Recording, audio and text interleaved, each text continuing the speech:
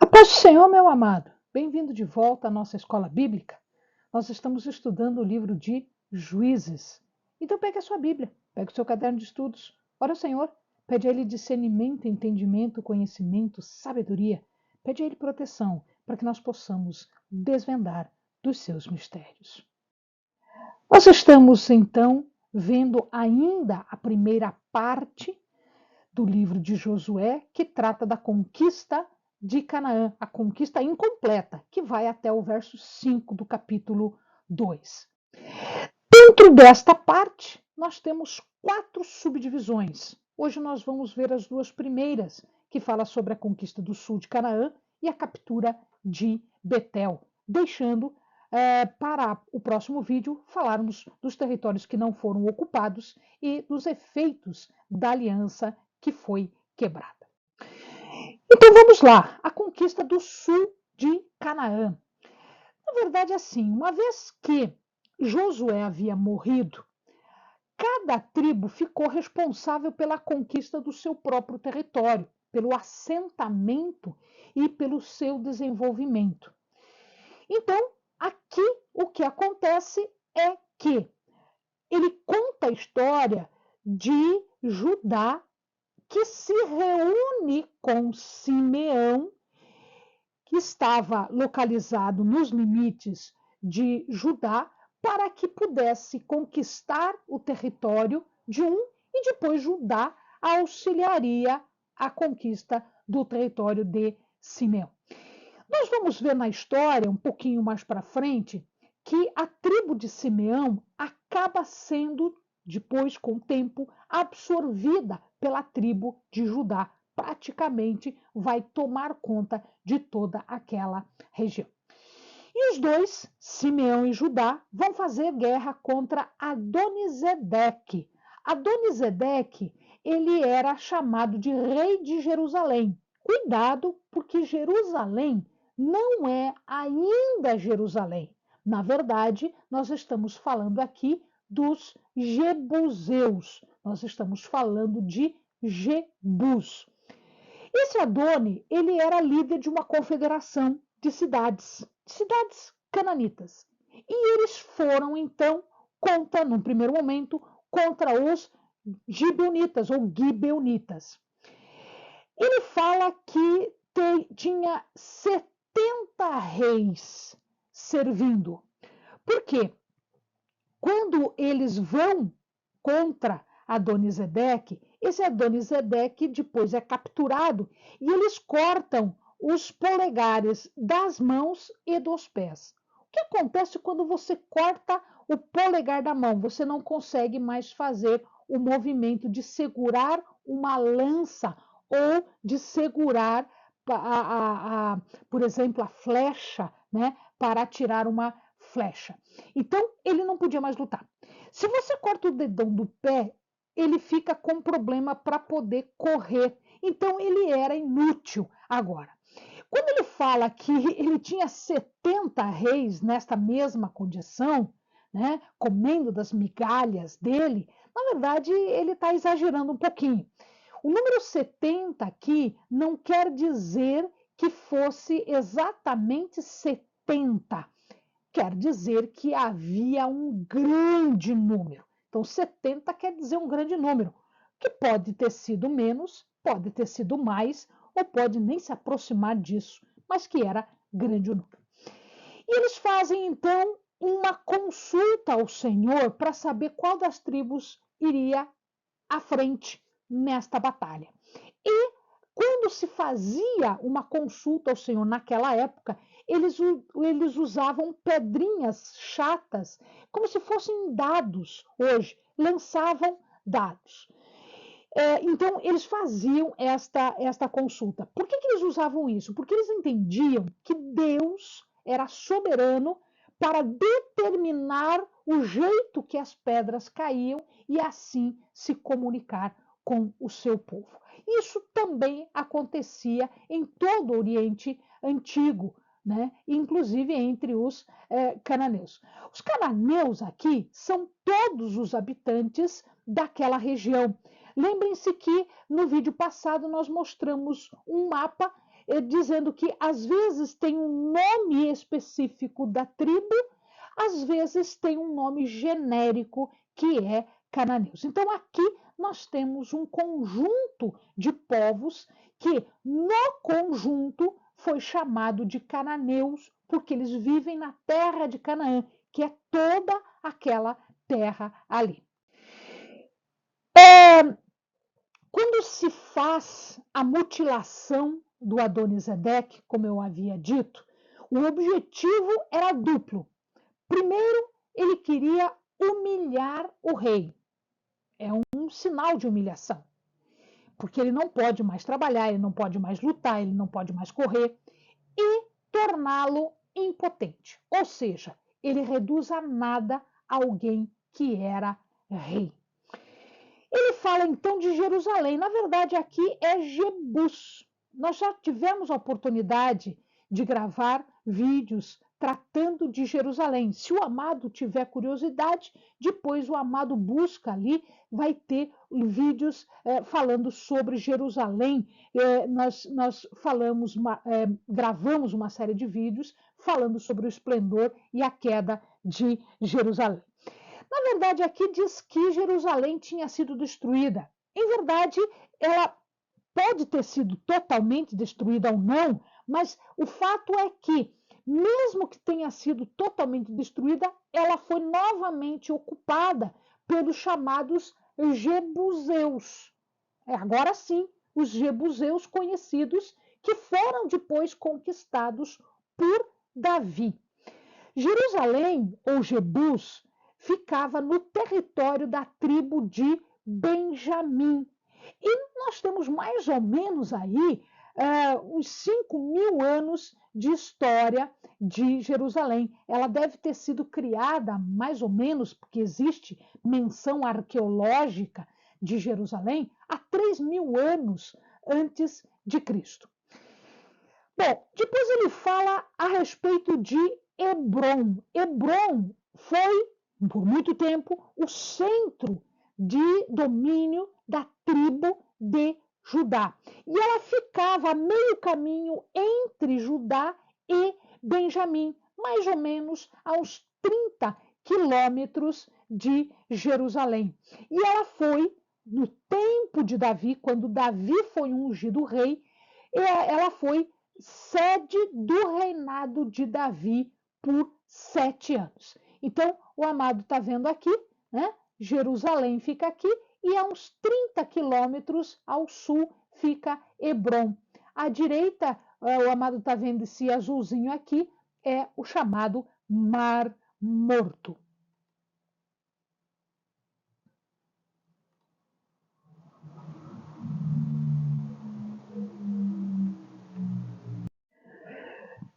A partir dos outros versos, nós vamos também encontrar as conquistas contadas aqui, as conquistas para o sul de Canaã. Então, ele primeiro começa a falar do sul, depois ele fala do norte, e aí ele fala sobre os juízes especificamente.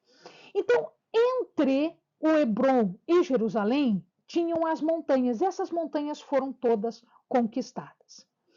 Abaixo, ao sul, entre Hebrom e Cades Barnea, o amado lembra do episódio dos espias, quando da passagem do povo de Deus pelo deserto, na entrada, então, em vez deles entrarem, eles já se rebelaram ali mesmo em Cades Barnea.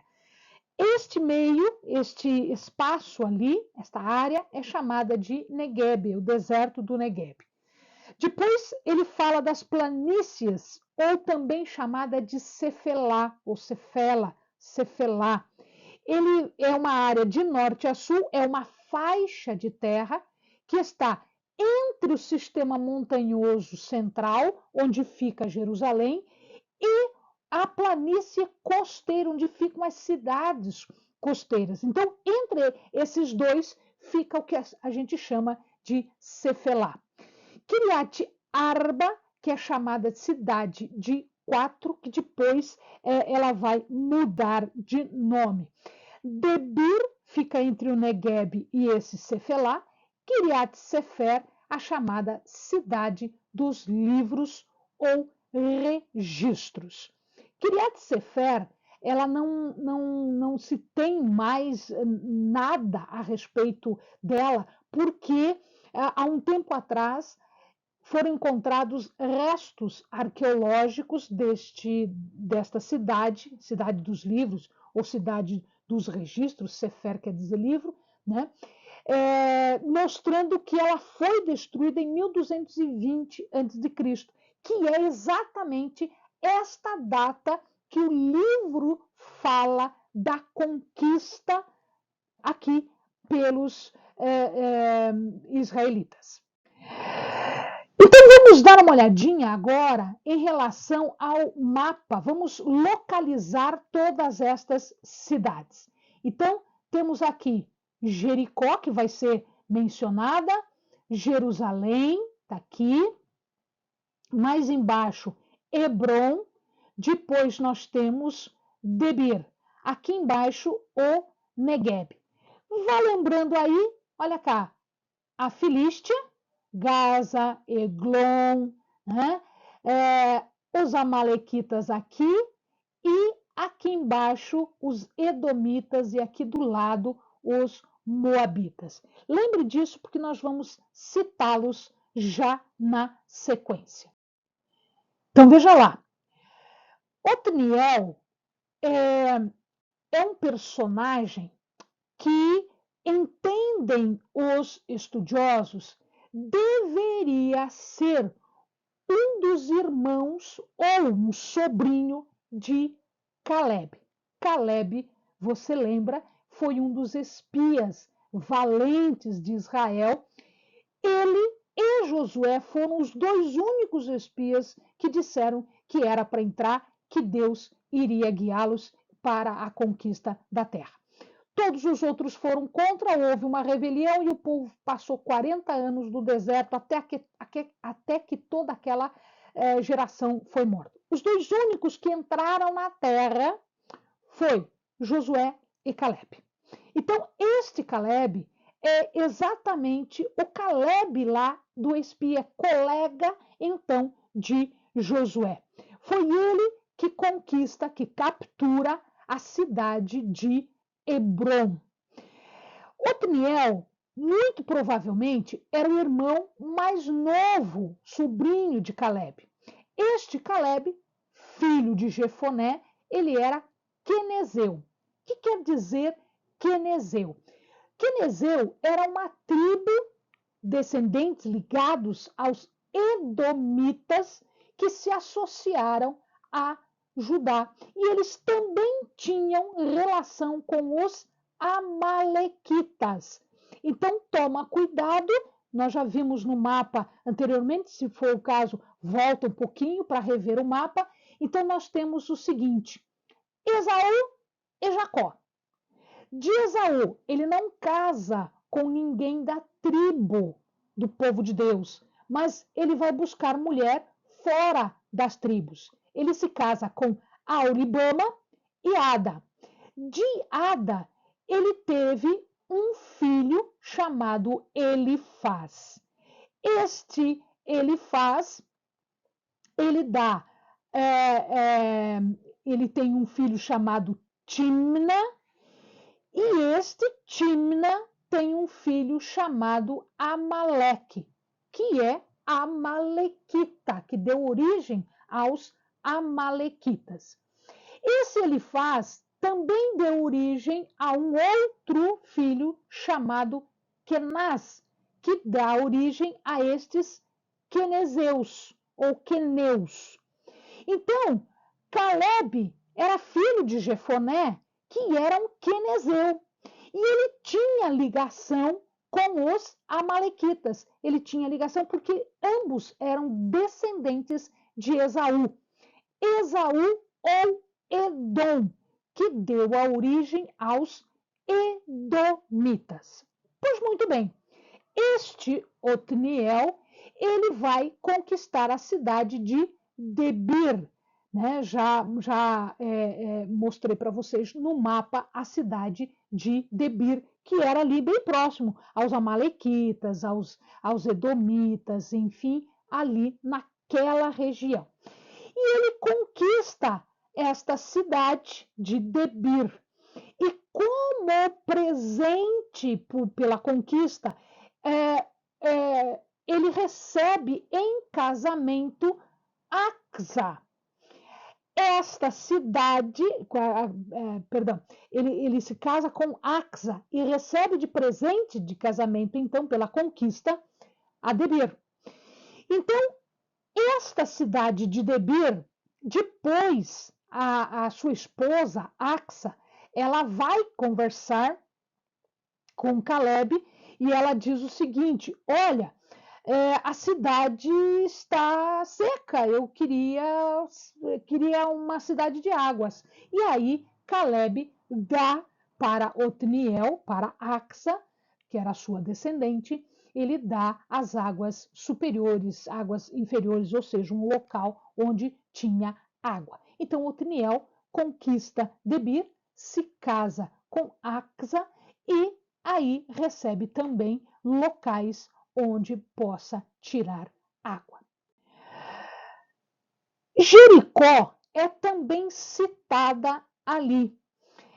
Esta Jericó, ela está aqui, mais ou menos nesta região aqui, próxima de Jerusalém, próxima de Betel, e ela está bem na passagem do Jordão. Ela é chamada de Cidade das Palmeiras. Então, eles vão conquistando quase tudo daí para baixo, tá? Eles conquistam Arad, que nós vimos no mapa anteriormente, e conquistam Gaza, Ascalon e Ecrom. Arad ficava uns 25 quilômetros, mais ou menos, abaixo de Hebron, mais ou menos nesta região aqui. Depois o Amado volta para ver o mapa, tá?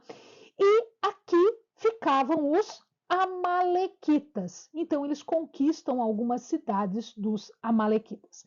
Eles conquistam, no primeiro momento, Gaza, Ascalon ou Asquelon, dependendo de onde você lê, está escrito de um jeito ou do outro, e Ecrom.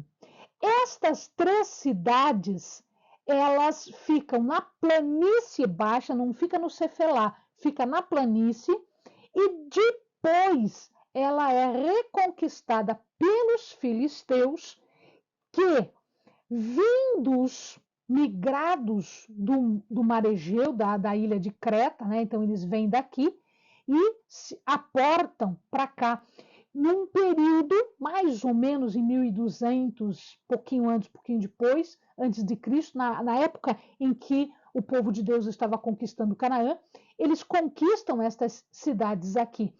E num movimento que ficou conhecido como povos do mar, ou conquistas dos povos do mar. Depois, os filisteus dominam toda essa região, porque o povo de Deus não tinha a tecnologia de carruagem, de carros de guerra, e eles tinham. Então, eles conquistam toda a planície. Eles se juntam depois com Asdod e Gade, formando as 5 grandes cidades dos filisteus, que começam a incomodar o povo de Deus e que só vão ser dominados depois por Davi. E aqui nós vamos observar também que os carros de guerra que eles tinham, tecnologia, também só foi dominado por Davi e só começou a ser utilizado por Salomão. Betel foi conquistada também, Betel, a chamada casa de Deus, né? Bet-El, casa El Deus. Se o amado lembra, Betel foi chamada assim porque Jacó, dormindo ali, viu os anjos subindo e descendo, e ele denominou então de Betel. Betel foi um dos principais santuários do período, já mencionei isso no vídeo passado, nós vamos falar disso mais uma vez. Depois que o povo teve uma ruptura, o reino de Israel se rompeu, depois da morte de Salomão, houve uma ruptura em reino do norte e reino do sul. O reino do norte chamado Israel e o reino do sul chamado Judá. Depois dessa ruptura, aqui foi instalado um outro santuário, só que este santuário era idólatra. Ele fala também da luta contra os hititas. Os hititas era aqui da região de Hati ou hititas. Eles dominavam toda a Ásia Menor até um pedaço da Síria. Vinha aqui, né, um pedaço da Síria. Aqui já é os fenícios e aqui nós já temos Jerusalém. Então, todos eles aqui foram dominados. Então, imaginem que eles eram mais ou menos de 1800 a 1200 a.C. E depois eles desaparecem, no mesmo período mais ou menos em que o povo de Deus está se assentando na terra. E finalmente ele cita a cidade de Ai, que é aqui do ladinho, que também foi ocupada desde 2200 e que foi conquistada pelo povo. Então, aqui nós temos o primeiro capítulo falando destas conquistas. Amém, amados? Bons estudos.